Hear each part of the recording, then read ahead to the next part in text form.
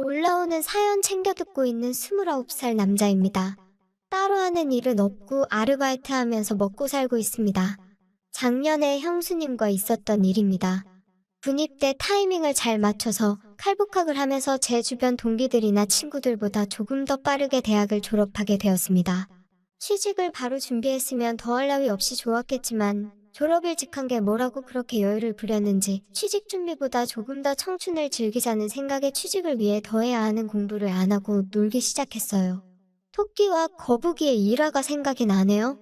지금은 뭐하러 그렇게 헛된 시간을 보냈는지 후회가 되지만 이미 후회를 시작했을 때는 때가 늦은 상황이었어요. 시간은 야속하게도 빠르게 지나가기만 했습니다. 결국 저는 별다른 수학도 없이 본과로 돌아가야만 했습니다. 저희 집이 큰 집은 아닌데 대신에 다른 의미로 큰 집이었습니다. 말 그대로 집이 제일 컸거든요.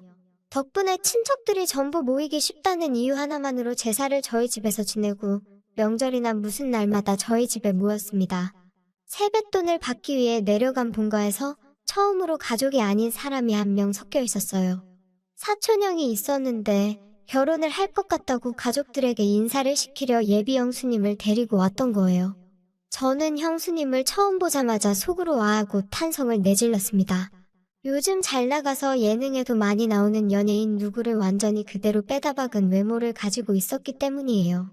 그리고 신기했던 게 친척형이 옛날부터 공부를 잘해서 어머니도 저한테 친척형 하는 거 반만 따라해보라는 잔소리까지 들을 정도로 공부벌레였는데 그래서 당연히 똑같이 고리타분하고 지루한 공부벌레 같은 여자를 만날 줄 알았는데 또 어디서 이렇게 예쁜 여자를 데리고 왔나 싶더라고요.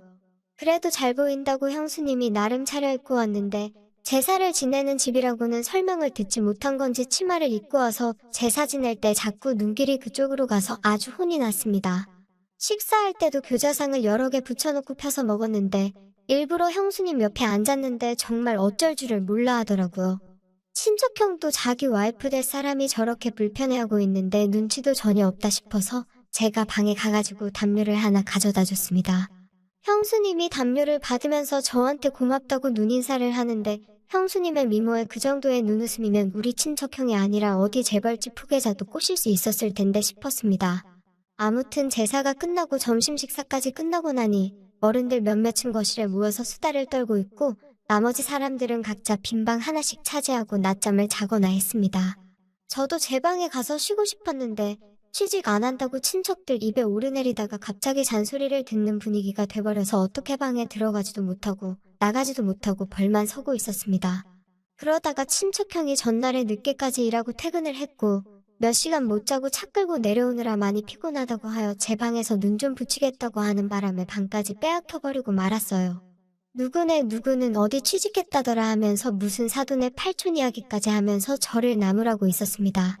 일찍 눈치채고 방에 들어가지를 못해서 괜히 화제의 주인공이 되어버렸고 요즘은 뭐가 비전이 좋다더라, 월급을 잘 받는다더라 이런 이야기를 들으면서 혼나고 있었습니다.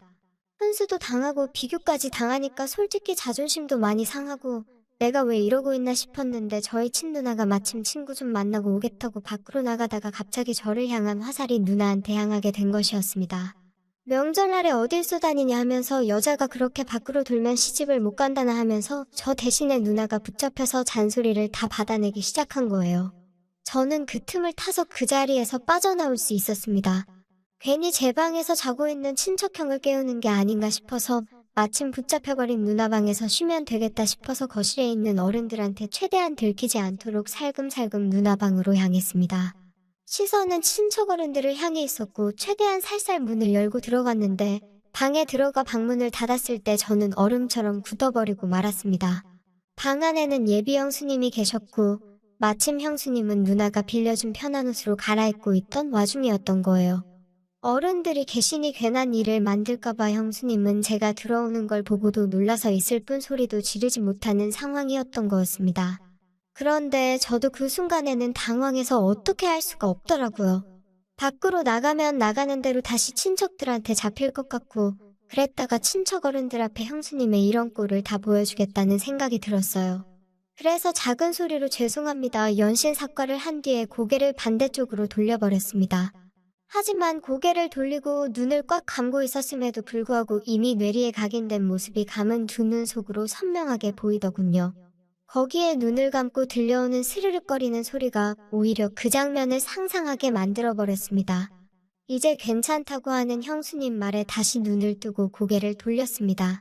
매일 누나가 입는 편한 티셔츠에 반바지로 갈아입었는데 옷이 날개라고 하는 말은 다 거짓말 같은 게 같은 옷인데도 형수님이 입고 있으니까 아예 다른 옷처럼 보이더라고요. 하얀색 티셔츠가 얇아서 속이 비치는데 오히려 그것마저도 잡지화보에 나올 법하게 스타일 있어 보였습니다. 형수님이 얼마나 아름다웠는지는 둘째치더라도 제가 다시 밖으로 나가는 것도 애매한 게 현관문이 닫히는 소리가 난 걸 보니 누나도 어떻게 친척들 소나기에서 탈출해서 당초의 목적대로 집 밖에 나간 것 같았습니다. 그러니 제가 나가면 다시 친척들에게 잡혀 잔소리를 들어야 했죠. 물론 형수님하고 단둘이 좁아터진 누나 방에서 있는 것도 충분히 어려운 일이었습니다. 그런데 형수님이 저보고 괜찮다고 방 안에서 소리가 다 들려서 알고 있다고 하면서 자기는 신경 쓰지 말고 방에서 있으라고 하는 겁니다. 형수님한테 친척형은 제 방에서 자고 있는데 왜 누나 방에 계시냐고 물어봤어요. 형수님은 아직 결혼한 것도 아니고 결혼할 사이라고 소개를 해주러 온 건데 어른들 다 계신데 아무리 그래도 한 방을 쓰는 건 아닌 것 같아서 그랬다고 합니다.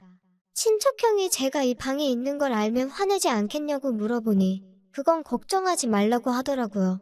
일어나면 연락을 준다고 했다고, 그때 나오면 된다고 미리 말을 맞춰놔서 괜찮다고 했습니다.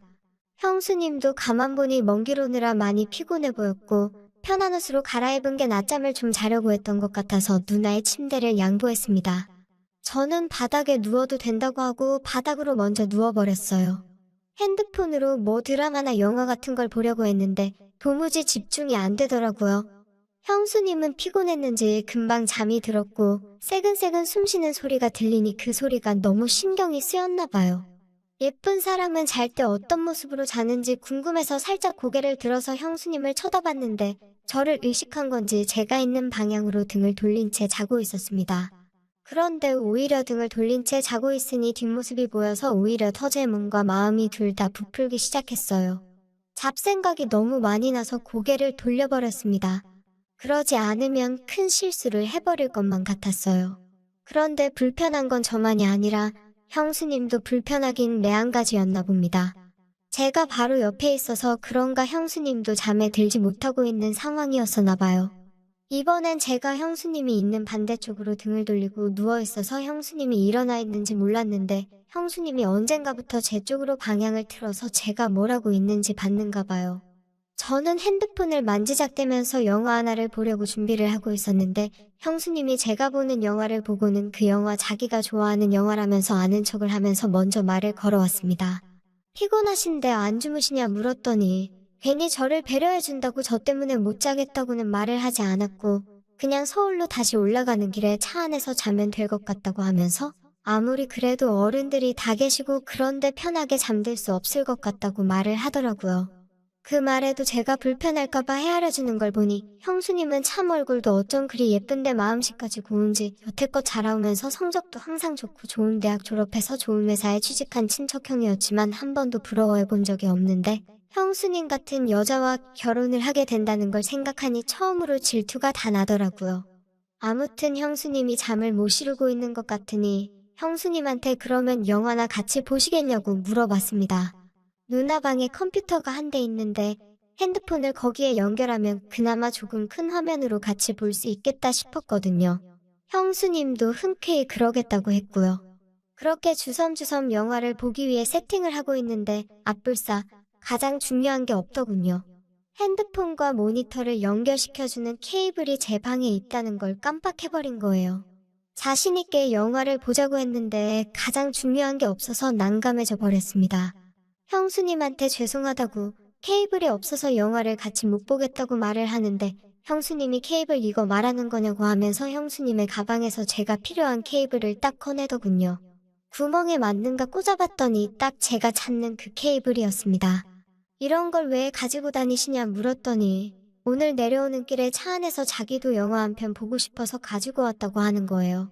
어떻게 우연히 겹쳐서 다행스럽게 제 핸드폰을 연결해서 형수님과 영화 한 편을 보기 시작했습니다.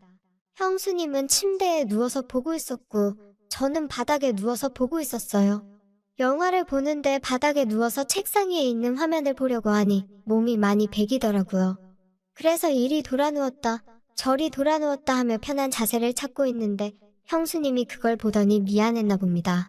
괜찮으니까 옆에 와서 침대에 누워서 보라고 하시더라고요. 그래도 제가 어찌 형수님 옆에 누워있겠느냐 하니까 형수님이 그러면 자기가 바닥에 누워서 볼 테니 저보고 침대에 올라오라는 겁니다. 그런데 또 그건 그거대로 못할 짓이더라고요. 그래서 하는 수 없이 형수님 옆에 자리를 깔고 누웠습니다. 누나 혼자 쓰는 방이다 보니 침대가 그렇게 큰 편이 아니라서 최대한 멀리 떨어져서 누우려고 했는데도 엄청 가깝게 느껴졌어요. 형수님이 뒤척일 때마다 형수님의 오른쪽 팔과 제 왼쪽 팔이 닿았는데 참 그렇더군요. 가까이 몸을 맞대고 누워있으니 향긋한 향수 냄새도 살짝 올라오고 뭔가 이상한 생각이 자꾸 들어서 저는 하는 수 없이 이불을 덮어서 몸을 가려야만 했습니다. 형수님도 참 과감한 게 아무리 제가 형의 동생이라도 그렇지 너무 저를 동생 취급을 하는 게 아닌가 싶었어요. 저도 취직만 안 했다 뿐이지 곧 서른을 바라보는 남자인데 말입니다.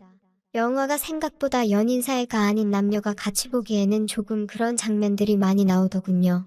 소리를 작게 해놔서 망정이지 밖에까지 들렸으면 오히려 제가 형수님이랑 뭐라도 하는 줄 오해받기 딱 좋은 장면이 나오는 겁니다.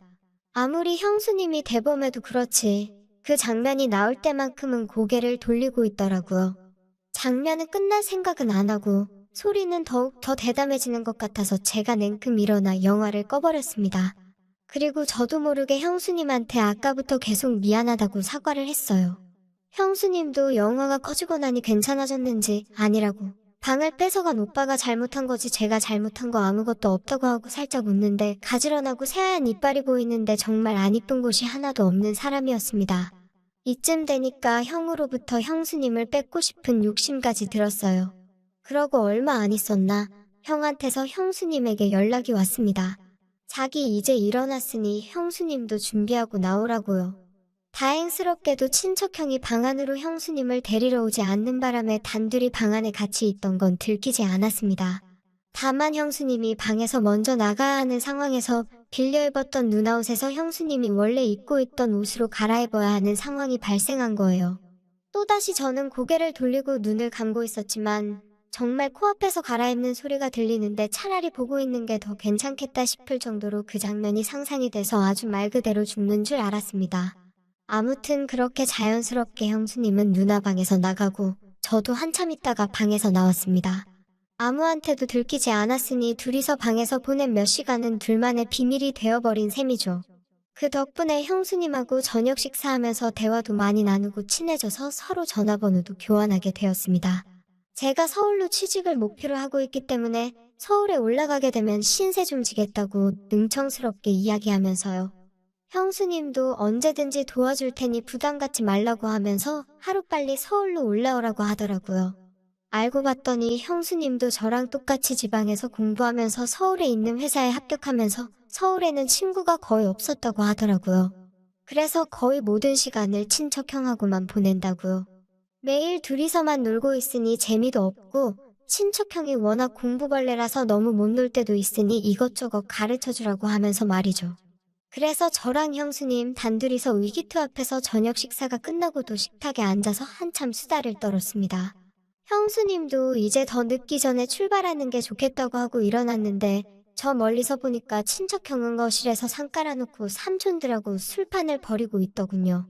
형수님도 많이 당황한 듯 보였습니다. 형수님은 운전을 못하는 듯 보였고 친척형도 삼촌들 등살에 주는 술 한 잔 두 잔 받아먹다가 고삐가 풀려버려서 술판이 벌어져버리고 만 것이에요.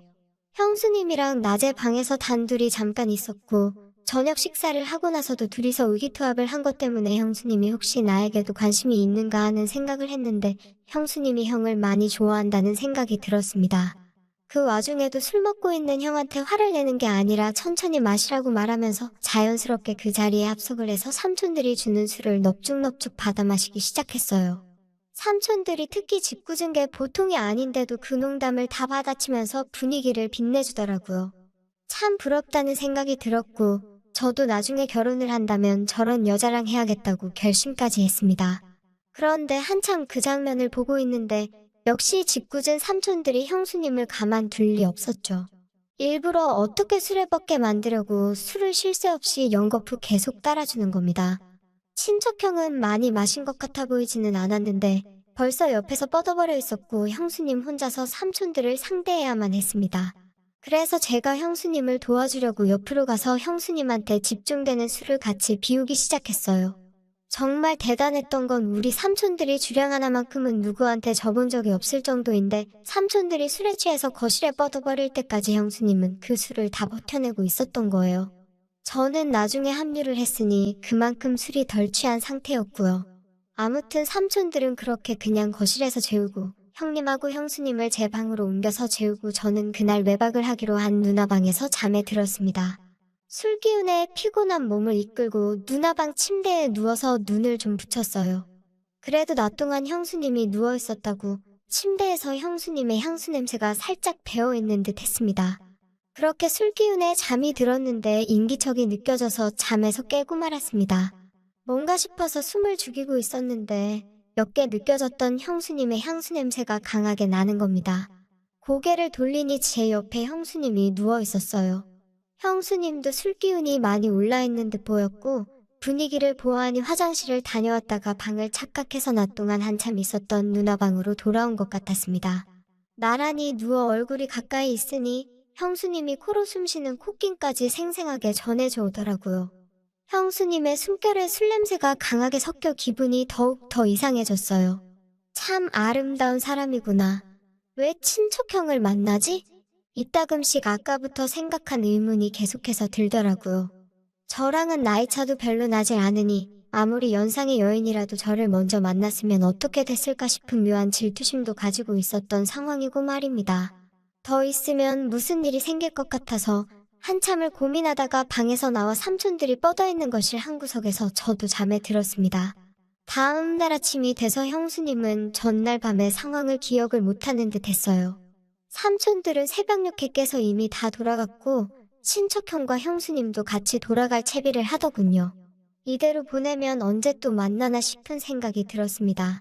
친척형은 그렇다 쳐도 딱 하루 같이 있었을 뿐인데 형수님을 한동안 못 본다는 생각을 하니 너무 서운하고 아쉬웠어요. 그렇게 친척형네를 보내고 저는 다시 누나 방으로 들어왔습니다. 제 방도 있었지만 형수님이 벌써 보고 싶어져서 방 안에 남아있는 형수님의 잔향이라도 맡아보려 들어왔어요. 그런데 벼랑간 제 핸드폰이 울리더군요. 형수님이었습니다. 내용은 얼른 취직하라고 그리고 서울에서 보자는 말이었어요. 그리고 형수님이 덧붙인 말은 얼른 서울에 와서 어젯밤에 못한 걸 마저 하자고 하는 겁니다. 취했다고 생각했던 형수님은 사실 제정신이었던 거고 저는 굴러들어온 기회를 제 발로 차버리고 말았던 거예요. 아무튼 그 말이 계기가 되어서 저는 엄청나게 공부를 하게 되었고 원하는 대로 서울에 취직을 하게 되었습니다. 마침 회사도 형수님네 신혼집과 가까워서 친척형이 출장을 간 날에는 형수님과 둘이서 그날처럼 의기투합해서 함께 시간을 보냈어요. 아직도 가족들에게는 비밀로 하고 형수님과는 종종 만나고 있습니다. 꼬리가 길면 밟힌다는 말이 있는데 들킬 땐 들키더라도 저는 이 관계를 쉽게 끊고 싶지는 않네요. 형수님도 딱 이 정도 사이까지만 원하는 것 같아서 그런 부분은 조금 많이 아쉽습니다. 형수님이 언제고 저를 선택할 결심이 서면 저는 그때는 제 모든 걸 걸어서라도 형수님을 행복하게 해주려고 하는